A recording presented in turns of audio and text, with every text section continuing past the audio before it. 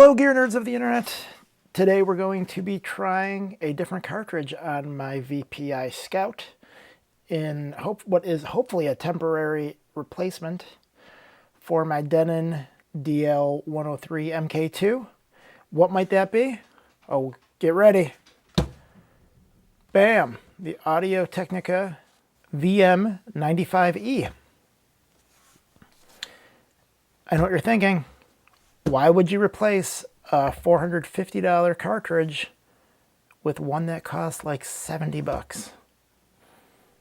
Let's talk about it.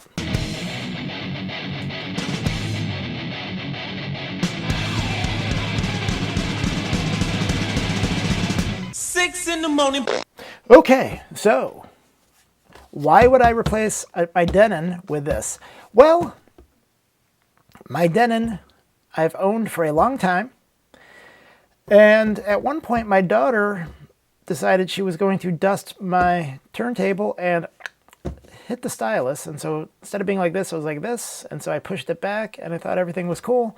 And I used it for a long time. And I've always been like, maybe I should get that looked at. And then, so I've had this thing for years. Many of those years it had very little playing time. And I decided now was a good time to send it off to the mysterious land of New Jersey to get it looked at, retipped. Hopefully they can look at it and fix it and send it back to me for a nominal price. If not, I will have to go on a more serious cartridge hunt. This is what I was able to get from a place called Sweetwater for $2 a month for the next 3 years of my life. It beats shelling out 70 bucks, and with 0% financing, I'll take that every day of the week. Boom.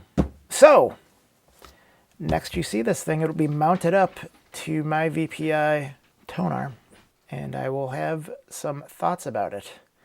Just what do you get for $450 in a moving coil that you don't get for $70 in a moving magnet? Well, we might be able to talk a little bit about that. So this has, I don't know if you can see that, it's elliptical bonded. The stylus is elliptical bonded. So elliptical is the shape, and that's a pretty decent shape. It was the same shape that was on my Denon. What's different, though, is bonded. So on my Denon, I believe it's a nude. I don't believe it's bonded. I'll have to look into that. And maybe you'll never see this, because maybe I will get information that says that that one's bonded too, but for 450 bucks, better not be bonded. It better be nude. And so what's the difference between nude and bonded? So, as you might know, diamonds are expensive. I don't know if you've ever attempted to buy an engagement ring or any sort of diamond jewelry. It is not inexpensive. And so, to save money, what they do is they take a chunk of something else. I don't know what it might be. Might be metal, might be some other less expensive gemstone. I don't really know. Someone, hey, if you know, put it down there, because I'd love to know. Not, I wouldn't love enough to know to Google search it, but I would love for you to tell me. And then they take it, that, and they glue a little piece of diamond on it, versus the nude is completely a chunk of diamond. So, bonded, less good than nude. Does that actually factor in to the sound? I do not know. Maybe. They offer a stylus replacement for these that actually is nude, but it's like 100 bucks, and I don't see the point in that.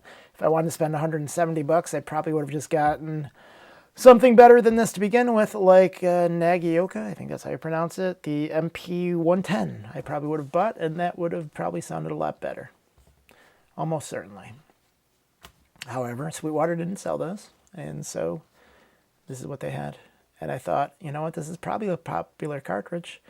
What will it do on a $2,000, well, at the time, I don't know what they sell for used, fancy turntable? We'll find out in a minute. I got to get this thing on my turntable. Let's open it up real quick. Let's see what's going on inside. Oh, why? All right, so this is not easily taken out. All right. So I can tell you off the bat, the packaging is not as nice on this as the Denon. Has mounting hardware, which is nice because I don't know how you would mount it without that. Although I do have mounting hardware. Oh, and then you have this little cartridge. So this is the one thing this has over the Denon is that the Denon doesn't have these built-in nuts. So you have to like, I can't ever. I gotta hold it and screw it in. It's a pain in the butt. But and then also, what's nice about the Denon is it tells you the colors of the wires that you connect. This one does not. This one just says plus, left, right, minus. And hopefully in this manual, one of these manuals, maybe not that one, maybe that one, no, probably not that one, probably this one, will tell me which ones connect to where. And then I just have to align it, set the VTA, set the tracking force. God, it's a pain in the butt. It's not easy to install a cartridge. For people who have like an S-shaped tone arm with the head shell that comes off, that's a lot easier to swap these in and out. I will not make a habit out of doing this, hopefully. So I haven't actually used a moving magnet cartridge in a long time. The last one I had was a Grado Gold, which you're going to probably already know that's a lot better cartridge than this one. That one's like $260. This one's $70. That's the last moving magnet I had. And so previous to this Denon, I had a Denon DL103. The 301 MK2 sounds way better than that. I think if you're buying a Denon 103, I think it's maybe $50. It's definitely worth the $50 upgrade to the 103. Get that one. Before that, what did I have?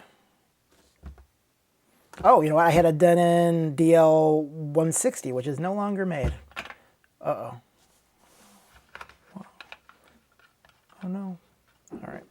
So, yeah, that's no longer made. And I just sold that as like, hey, it has to get retipped when I thought it needed to be retipped. I never actually retipped it. I probably should have, because now those are kind of sought-after cartridges. Oh, well. I think I sold it for $99 on eBay. All right, so next you see this, I will actually pop the entire, what is it called, the thing where this sits, plays on, man, it's the tone arm of the record player. Comes right off my VPI, and so I can show you what that looks like attached. And I'm going to spin some records, probably a bunch of records. I probably won't get back to this until tomorrow. Well, as promised, here it is. This is attached to my tone arm from my VPI. If you're curious at all as to how I just have this part of the tone arm hanging out on my workbench, the VPI has a, but it's kind of gnarly in there, isn't it? It has a single point. It just basically rides on top of a needle rather than like a gimbaled bearing. So it makes it easy to put on new cartridges because you can pop the whole thing off and boom. You can add a cartridge without having to finagle on the thing. You can just, you know, do it easy. So let's talk about this guy, the AT-VM95E, and how it compares to my previous cartridge, the Denon DL103MK2. Let's talk about some issues that I ran into getting this attached not only to this, but then Other interesting problems that I had with it. So first off, I don't know if you could see this, but those the wires are barely attached, and that's because the wire has like a little circular thing that grabs on to the cartridge leads. The cartridge leads are too big to slide these on much better than that. I don't want to get them on and then not be able to get them off, so they're just kind of barely hanging on there. They are relatively fine. They're not going to move. And then you might notice that there is a chunk of metal on the top of this. That is a weight that comes with a Denon DL103 that I have kept. I bought a 103 a long time ago, and I kept that little part. I used that for my Denon DL301, and I needed that for this because this cartridge is too light for this tone arm. This tone arm is kind of a pain in the butt with that. You might be able to see that this is basically all the way flush. And even with this weight here, I can only get about 2 grams of tracking force on this thing. It's supposed to be between 1.8 and 2.2. So I got just barely above 2. I'd rather it be closer to 2.2, but that's as good as I can get. I don't have another one of those to add more weight to the front of that. So it is what it is. It seems to track relatively well, so I guess I don't have too many complaints with the tracking. The one other problem that I have, because I added this weight, you can see that the body of the cartridge kind of is quite obfuscated. Like if you're looking at it from here, like where you would be looking at it to align it, it's kind of hard to see the cartridge body when you're trying to align this thing with this big weight on it. With the Denons, it's not a problem because that's basically the size of the Denon body. But this is way smaller, so that makes it a little more difficult. Still, I was able to get it aligned pretty easily. Not too bad. One of the other things I noticed with this is that this cartridge seems to be a little microphonic. Like if I touch these wires or touch this, it seems to be a little bit microphonic. I don't know if that's normal with moving magnet cartridges, because this is like a higher output cartridge than the Denons that I'm used to. But I don't know, it doesn't seem to really impact anything too bad, so I guess it is what it is. So let's talk about the pluses of this cartridge compared to the Denon. The first thing I noticed, it had a lot of punchy bass. Kind of had too much punchy bass. So I actually raised the VTA a little bit. VTA is the vertical tracking angle, if you don't know what that is. So you have the way that this thing, it's the angle from the record and the tone arm. So, you know, this would be a really bad VTA, or this would be a really bad VTA. That would be an unplayable VTA. So you want it a little bit, it depends on the cartridge, really. But so it's this angle here. The amount of angle from this, what would be a perpendicular line across where your record surface would be. This makes it a little bit difficult because, you know, it kind of flutes out to where it attaches to the bass. So I added a little bit of VTA on this thing to bring it up. That brings down the bass. Bringing it down usually adds a little bit of bass, but it's really a fine line. There's not, I don't know, I've seen some, I guess it'd be like a protractor. Protractor, is that the, yeah, protractor, where it like sits on your record and it has little lines and you can kind of figure it out from there. I don't really mess with the VTA all that much to make that worthwhile, so I haven't bothered. Like I said, it tracks reasonably well. The stylus isn't the nicest, so it's not going to track super well, but it does a pretty decent job. One of the other things I've noticed is that when I've had this connected with the Denon moving coils, when I turn off my motor on my VPI, it'll make a popping sound out of the speakers, which apparently can be rectified by changing a capacitor on the switch. I just have to email VPI about that. Maybe I'll do that tomorrow. We'll see. However, with this, I don't get a pop, and I'm guessing that's because the moving magnet settings on the Phono cartridge, not the Phono cartridge, the Phono preamp is less. So there's less voltage going into the system, so when it hits that, it expels less voltage out. So that's probably why that doesn't work. One of the other benefits of that is one of the things that I've noticed with my Phono cartridges, not cartridge, why do I keep saying cartridges?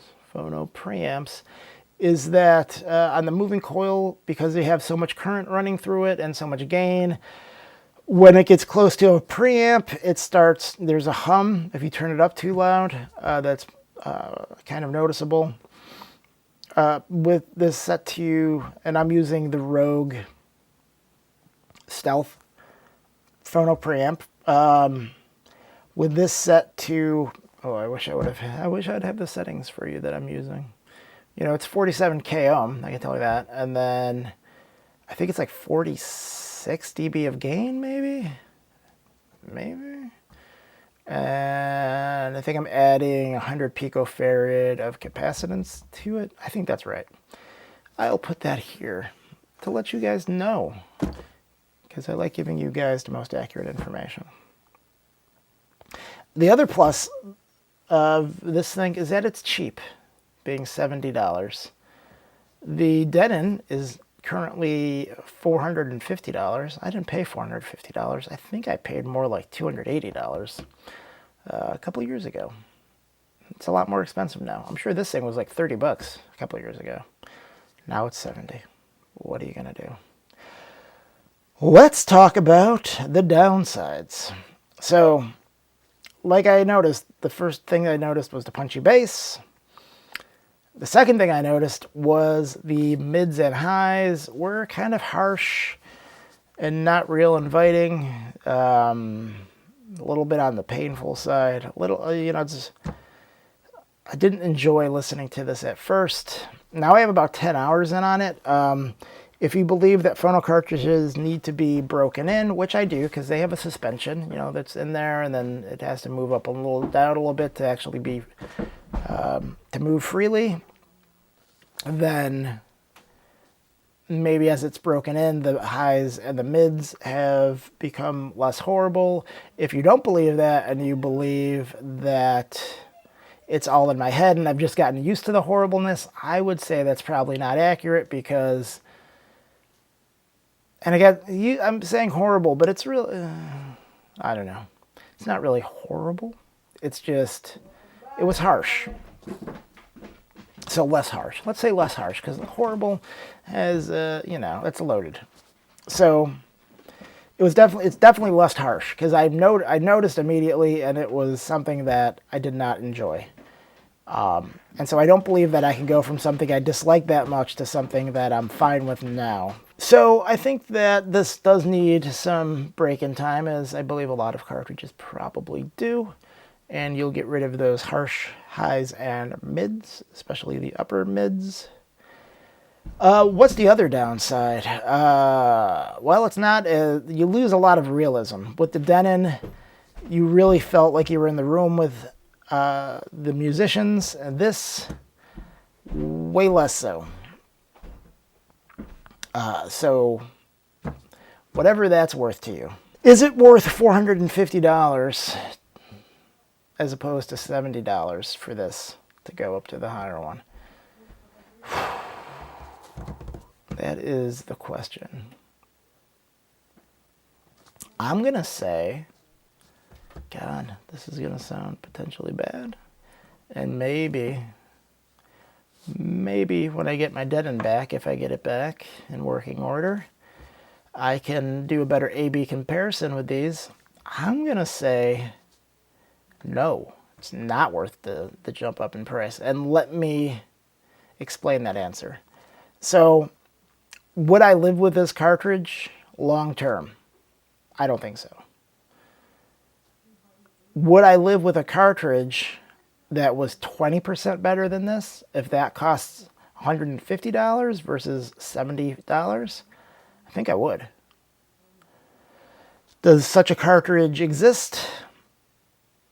Obviously at that price range, it would be a moving magnet or a moving iron.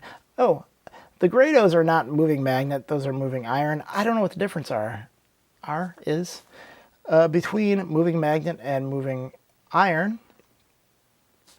I don't think it matters all that much, quite frankly. Maybe it does, but I'm not here to tell you the difference between those. All I know is that they are different, and I said that they were moving magnet, and they are not. However, they have similar output voltages, and then they also have similar loading requirements. So to me, they are almost the same. Now, I was going to use Grado, what is it, blue, green? One of those two. Was that significantly better than this? I don't know.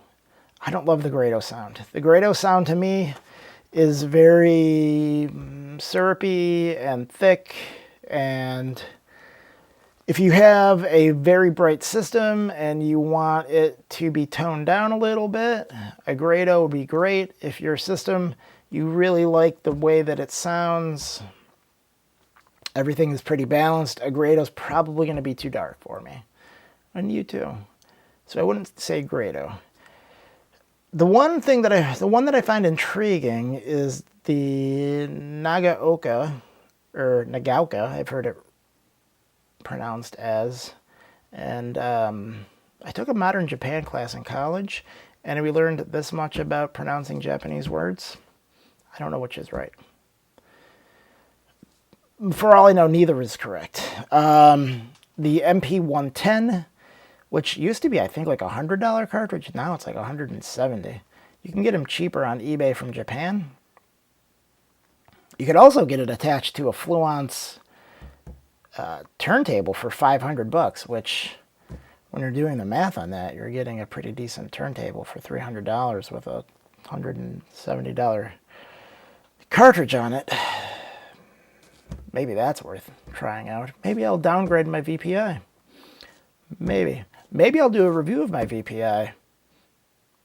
Does anyone want to see a review of my VPI? Put something down below. Do you want me to buy a Fluence with the MP110 and compare it to the VPI? Put it down below. Will my wife divorce me? Probably. I would. I'm annoying. She hates all this crap in our home, and I do not blame her. So, is there a cartridge in the sub $200, north of $100 range that I could live with? I think there might be. So, if indeed I hear from the retipper and he's like, yo, your cartridge is hosed, you need to replace it, I might pick up an MP110. If you have any other cartridge suggestions around, this $100 to $200 price range that you think competes pretty well, put it down below. I'd love to hear it. If you have one of these, that's more in focus. If you have one of these, let me know. I'd love to hear your opinion. Well, how do you think it is? I think it's okay. I think it's pretty good. For $70, it's pretty good. I think that there's not a lot of detail. I think it's not as inviting, which is dumb. Like, I know people hate those kinds of like, ooh, it's inviting, or, you know, these stupid words to describe this stuff. But I think people who have a problem with that sort of language and vocabulary, these probably have never experienced sound like that, where you're like, oh, I want to listen to this. I don't necessarily want to listen to this. I mean, I can listen to it, but do I want to listen to it? It doesn't really. I had described when you get new gear and everything sounds great, and you're like, oh my God, I want to listen to every record I ever bought because it sounds so much better. I don't get that vibe from this. This is not what I want. This isn't inspiring me to pull out records from a long time ago and that I haven't listened to in 20 years. This is kind of like, I guess it's okay. So, could I find something better? Could my kids stop running upstairs? I don't know. I don't have the answer to either of those two questions. However, I'm willing to try, I think. This is probably going to be a really long video and people are going to be mad. Whatever. All right, guys. Take care.